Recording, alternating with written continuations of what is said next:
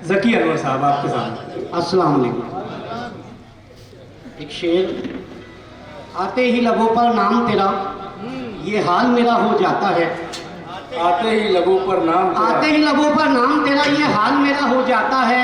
मैं दिल से खफा हो जाता हूँ, दिल मुझसे खफा हो जाता है।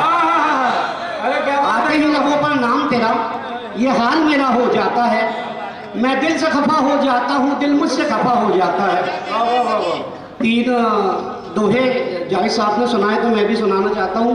पहला दोहा फलस्तीन के मजलूमों की नाज़िर हो। जो मारे निर्दोषों को, जो मारे निर्दोषों को बेजा हर एक गांव, जो मारे निर्दोषों को बेजा हर एक गांव, ऐसे सर्कस लोगों का क्या होगा अंजाम। जो मारे निर्दोषों को बेजा हर एक गांव, ऐसे सर्कस लोगों का क्या होगा अंजाम।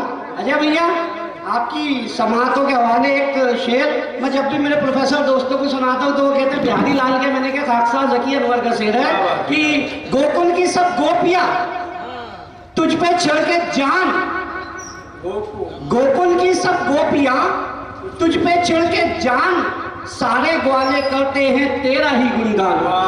क्या बात है, क्या गोकुल की सब गोपियां तुझ पे चढ़ के जान, सारे ग्वाले करते हैं तेरा ही गुणगान।